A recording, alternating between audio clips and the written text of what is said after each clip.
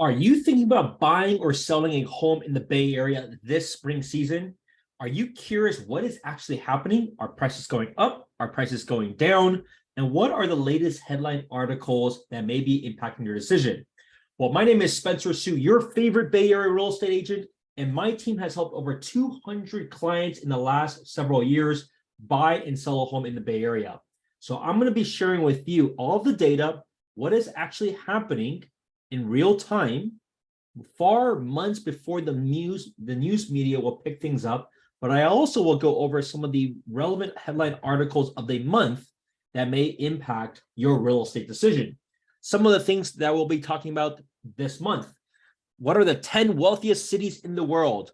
Do the bank closures, we just saw it happening this week with First Republic, will that impact the local real estate market? Mortgage fee changes. This is for conforming loans.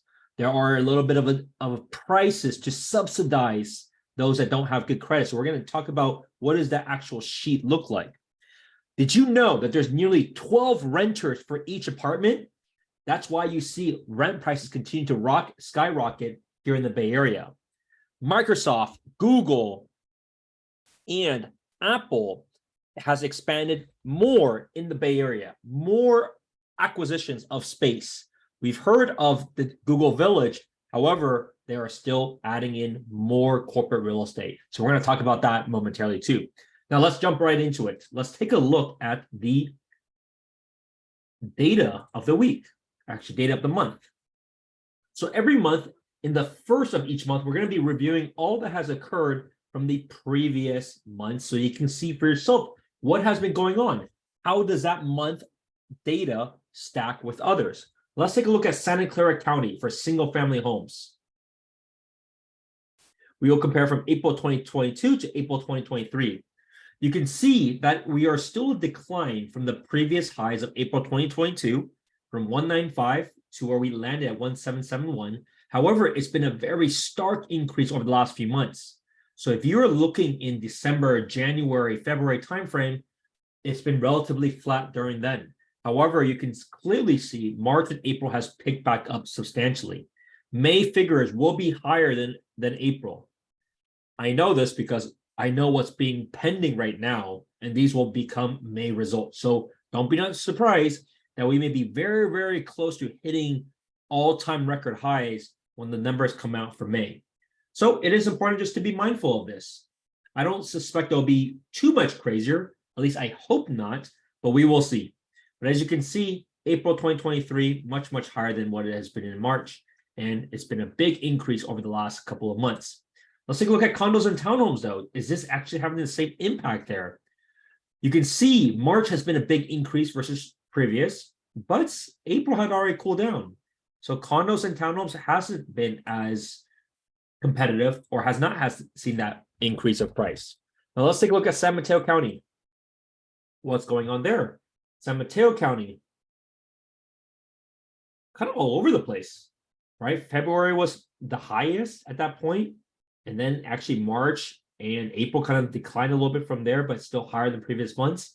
So really interesting to see, right? Of that county alone, Santa Clara seems to have been doing the best. What about Alameda County?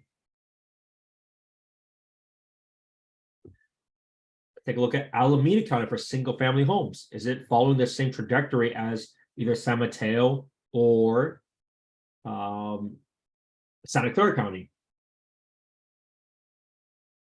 The answer is kind of a little bit in between. It didn't have as big of an increase as you can see versus March, but it's still a little bit higher than what we have seen previously in March.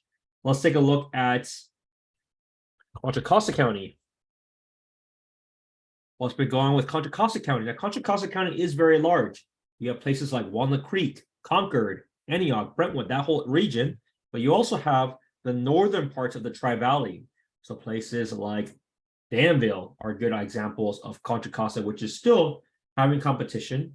I have a few clients that are actively looking in Danville, in Alamo. You can see this, right? You can see for yourself. Contra Costa County, April figures are much, much higher than it was in May. Getting pretty close, right? 900,000, it was a 980, so less, like 9% less than the peak. It's getting awfully close. So gives you a little bit of a sense of the activity, Now let's wrap things up with San Francisco in terms of counties to consider.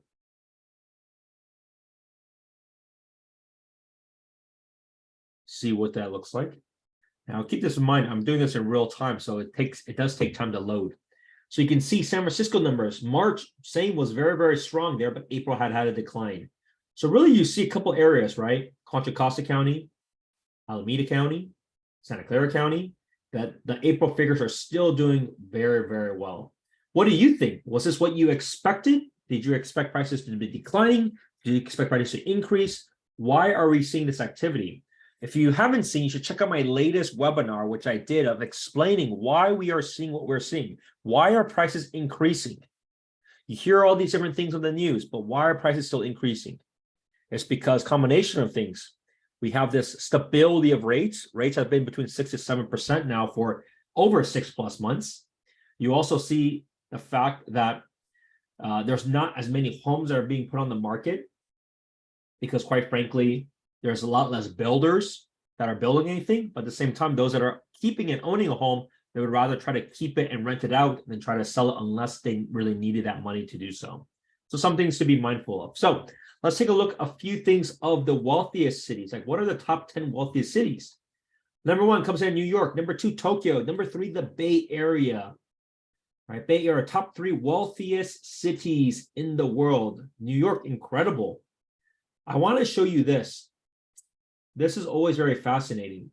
California's Bay Area, which includes San Francisco and Silicon Valley, rounded out the top 3. The Bay Area is home to 285,000 high net worth individuals. There are 629 centimillionaires and 63 billionaires in the Bay Area alone. California area saw a growth of 68% in its population of high net worth individuals from 2012 to 2022. Incredible growth. Right? Absolutely incredible growth. So it shows, like, how is there so many people buying the homes that we're buying? How many people are easily able to afford these things? Quite frankly, as you can see, there's many people that can afford a whole lot more than just the homes that we have on the market.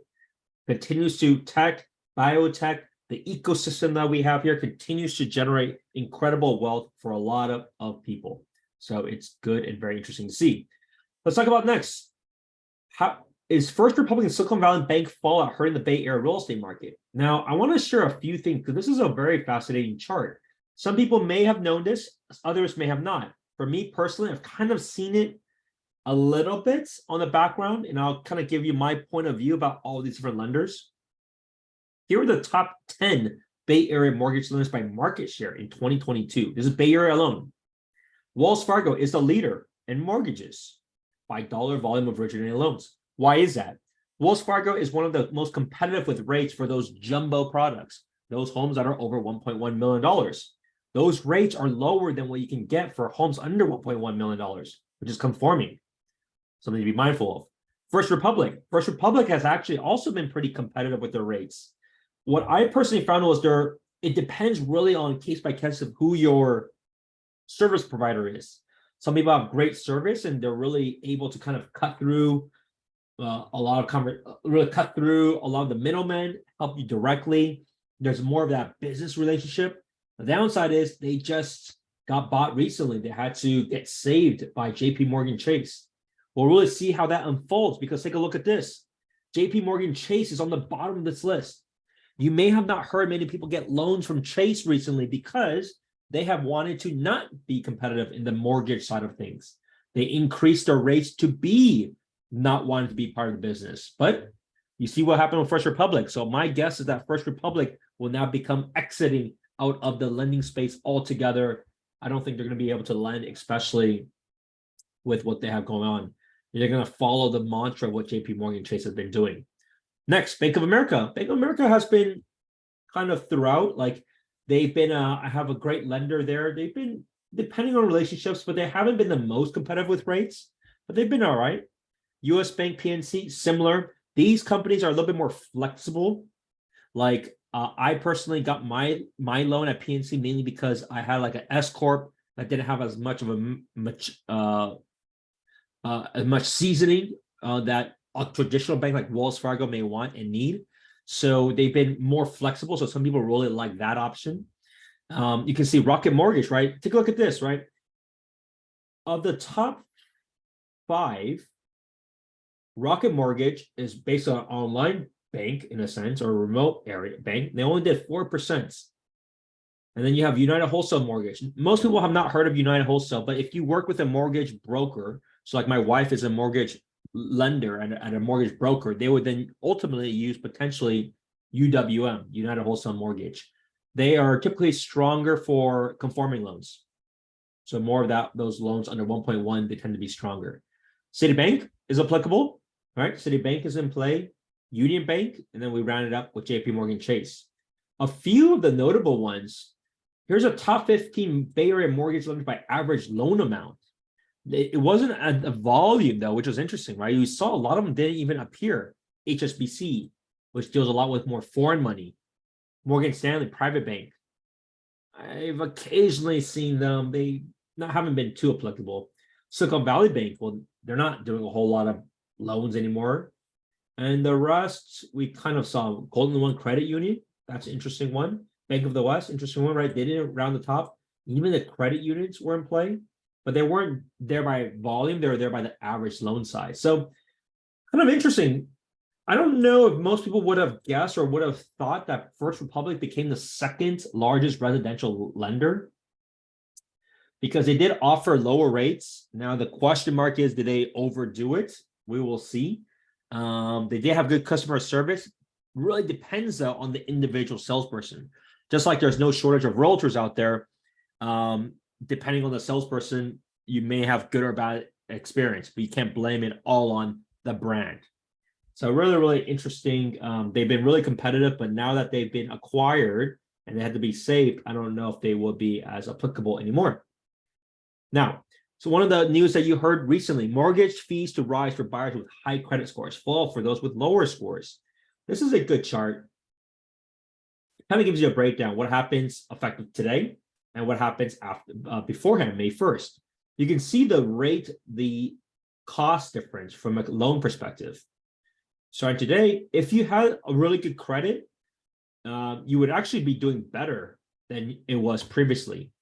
780 or above will actually be doing better than previously. So at the end of the day, it still work to always get your best credit score. But even if it was above 700, you can see, where does it impact the most? It basically impacts those between 760 to 700, right? The kind of the 760 to 779 to 700, whereas it impacts the most, right? Because at this amount, there's a little bit more of a cost than before, right? If you're 720, 739, your cost now is 0.5% more. That's $5,000 to get a loan. But look at what happened with those previous people in under 659. They were at 3% before. And you can see now, if you're 659 and below, you would have now saved quite a bit, from 0.75%, which is $7,500, to now 0.25%. So as you can see, that was the difference. And that's why some people were up in arms. Now, keep this in mind. This is for a conforming amount. So typically those under $1.1 million. So if you're a jumbo, don't worry about this. Irrelevant to you. But for all those others that are using, especially those starter homes, it makes potentially some impact. So at the end of the day, you always want to try to be at this top bracket. That's the key. Now, there is a cost difference. It's not like a crazy amount. It's not like your double payment, but it is annoying, and it is brought in uproar for those that are kind of in this middle ground. So that's what's been going on. That's what's been happening. That's the change that was effective as of today, May 1st. Next, in Silicon Valley, nearly a dozen renters compete for every apartment. Would-be homebuyers squeezed by astronomical real estate prices and high interest rates are among those in the hunt. Wow. Look at that headline article. Astronomical real estate prices. Well, they're not actually higher than it was before. But nevertheless, you can see found that 11 renters were vying for every available South Bay apartment. Now, how does that compare to everyone else? It's always good to have perspective. This compares to a nationwide average of 8 applications. So it's not that much more competitive. But keep this in mind. A lot of people in the Bay Area have the ability to buy. They have tons of income still. They just choose not to buy. They did not get priced out. They just mentally wanted to take a break. Because think about this. Rates went from 5 to 6%. How much of a difference do you think that is of payments? That's actually equivalent to about 9%. Raised from 4 to 6. Did that mean that your interest rate doubled? Did that mean it increased by 50%? Does that mean your monthly payments have increased by 50%? Answer is no. It means that's increased by 20%. If you went from a $1.5 million home, or let's round it. Let's say you had a $2 million option and now it's 20% difference. That means your affordability is up to 1.6.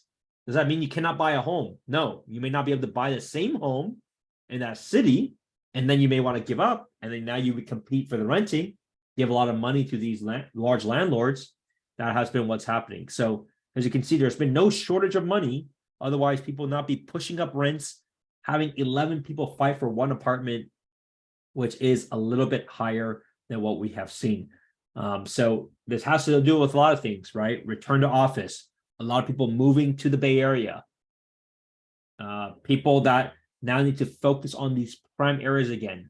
Commute is now a factor and an issue, right? These are all examples. So that is what's happening. Now, how does this tie? Why did the South Bay get pointed here? Why does Silicon Valley get brought up? We have 3 live examples in the last month alone. Microsoft solidifies San Jose presence with fresh property deal. Tech Titan now has bought several chunks of land in San Jose in recent years. This is nothing here. This is just literally a piece of dirt, and they have bought this land. There is no building there. It's literally 20 acres of dirt. Now, what do they plan to do? Maybe they plan to build some data centers, plan to build some office space. Looks like what they plan to do.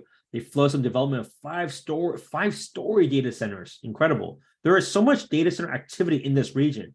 Partially is because of next to Santa Clara. Partially North First Street has a lot of new commercial buildings. So those are just the general plans of what they are planning and hoping to do. They also plan to build another data center complex in the Alviso area. There's not a whole lot going on there. Most of this, as you can see, is just kind of industrial. So that's one news, right? Google, we heard that they were not going through the Google Village, but did you know they already had 2 massive buildings within this huge tech campus? These are brand new buildings that are already constructed. Now they actually are moving in. So while the downtown area is going through a reassessment, because that's a huge project, right? I mean, think about that. That's a massive billions of dollars project, but it doesn't mean they don't need more space, right? A lot of people have been returning back to the office, and so they still need space for them. So the fact is they have still continued to get and operate those spaces. In 2019, Google leased 4 North San Jose buildings totaling a combined 729,000 square feet. These are all office buildings, by the way. These are not data centers. So you see that continue to happen. You see that activity. These are just brand new buildings, right? Potentially 1,500 to 1,800 Google employees could work within these 2 buildings alone. So that's another news. Another news. And last but not least, Apple doubles down in Cupertino. They had an older building, and they're going to be replacing it with a new office building. They have an existing building right now that they occupy, which is kind of ugly looking now. It doesn't really fit the Apple style, right? So it's 141,000 square feet, and they're going to be now making this into 280,000 square feet instead, doubling the amount of office space. They're going to literally tear down this building and build a brand new one. And at that point, they will be able to double this from 500 to 700 employees there to 900 to 1,400. So this shows that if a company like Apple is willing to tear down a building and then to build a new one just to double the amount of workers, it just shows how much office space is important to them and why office space is so important for a lot of these corporate companies. What are your thoughts? Are you thinking about buying, selling, or investing? If so, contact me. My contact details are going to be below, 408-547-4590. I'd love to go over a game plan to help you every step of the way. Once again, my team has helped over 200 clients with their moves in the last couple of years.